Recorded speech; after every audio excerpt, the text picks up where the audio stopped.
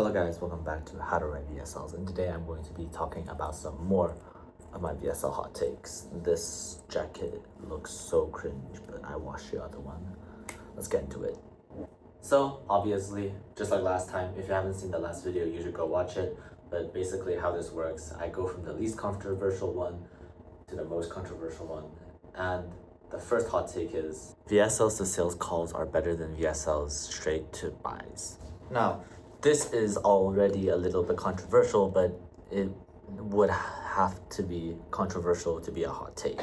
What I mean by sales calls and buys are typically after.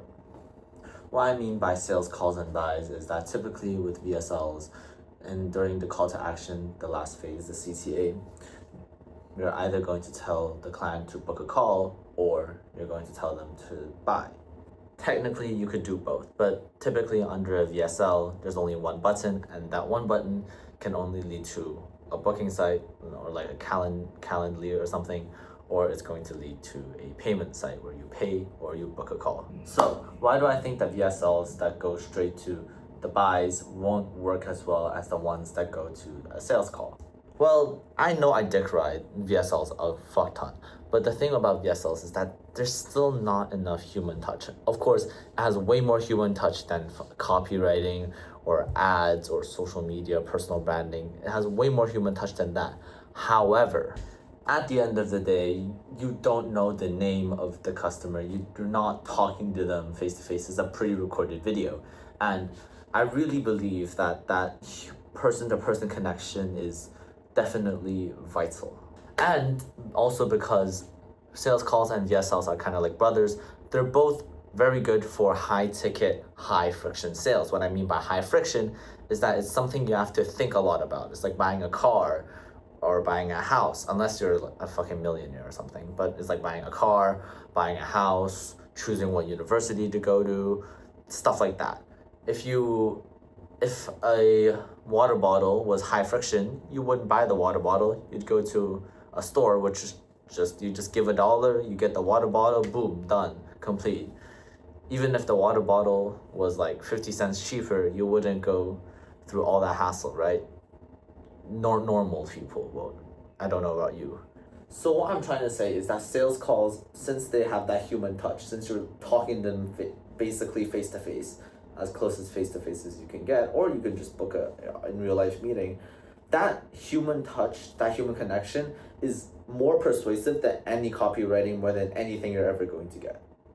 But in the mind of the customer, they're like, oh, I haven't paid anything. This sales call is free. It's free. All I have to do is give a little bit of my time and I don't even have to buy it. But in reality, for the business, once you book a sales call, there's a very, very high likelihood that you're going to buy something in the ranges of 65 to 75%, something in that range on a sales call would just buy the product in the end. So that human touch is very, very vital, and that's why I feel like sales calls would work better with a VSL instead of just going straight to buying. My second VSL hot take is that VSLs have the second highest ROI of any marketing device, the first being a personal brand or social media. Now, I think social media being first isn't really a hot take. It might be a hot take, but social media, a personal brand, you don't really spend money on. I'm talking purely on money. If you're talking about effort and money, that might be debatable, but it's hard if you're talking about money. So building a personal brand doesn't really cost anything. All you need is consistency and branding, stuff like that, and good content. That doesn't cost any money. However, right after that is where I'd put VSLs, and you would be thinking, bro, ads, newsletters, blogs. Okay, blogs I'd kind of count as social media, but we're just gonna count it here.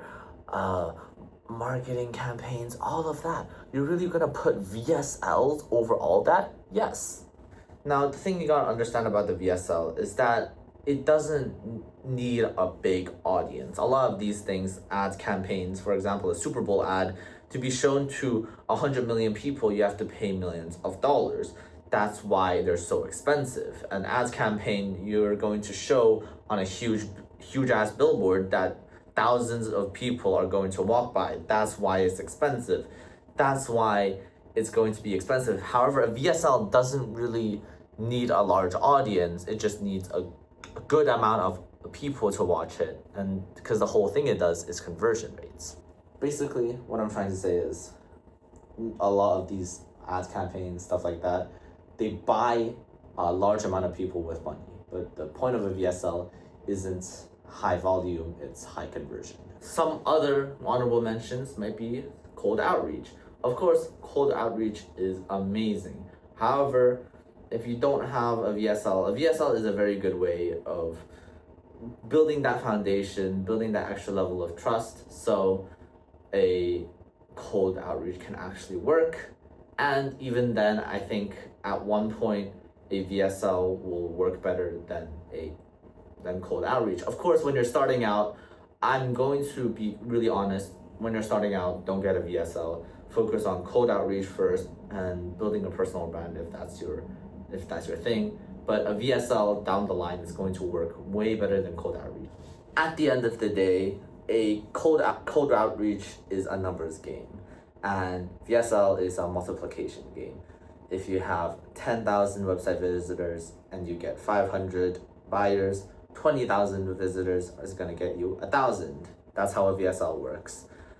With cold outreach, no matter how much money you make, how much in the future, you can't multiply and compound that number. So starting out, cold outreach is the highest ROI, but soon enough it's going to fall off. The final hot take that you might be upset about, if you're upset about this, please fuck off. VSLs right now are so shit. As right now, they have a structured campaign. They have a campaign. There are, what ads to put when, in what order, for how long, put where, etc. You know that about ads. Social media, what's thumbnails posting, understanding the algorithm, all of that. There's so much content about that on YouTube. Copywriting, knowing how to get into some people's emotions, though it is harder. But with VSLs, holy shit, VSLs don't have any of that. There's no agreed way on how a VSL should be structured. There's no agreed way on how long a VSL should be. There's no agreed definition of a VSL. We all just kind of go off Google's definition of a VSL, but that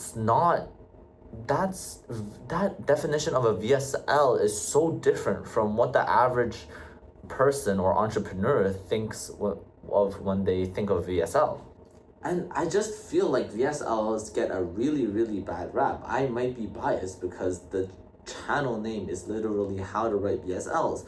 But however, VSLs are one of those things that just hasn't been explored, and I don't know why.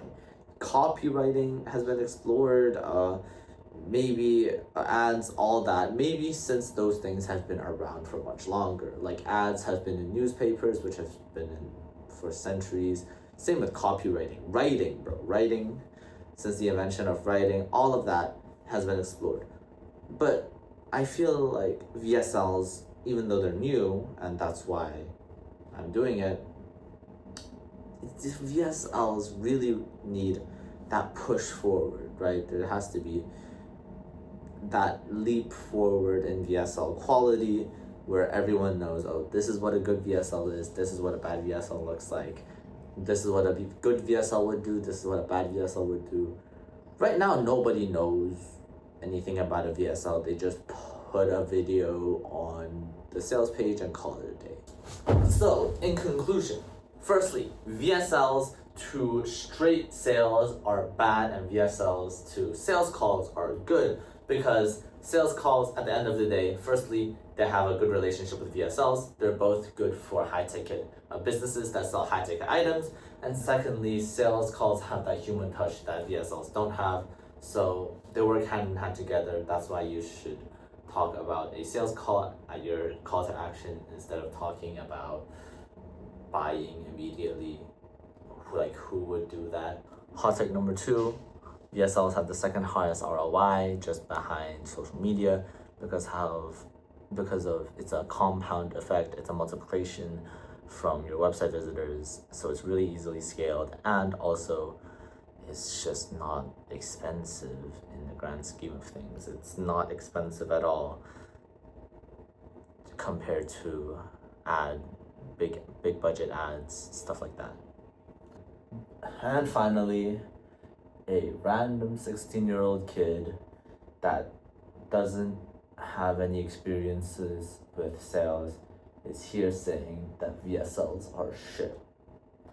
You might look at me and be like, yo, what right do you have to call other VSLs shit?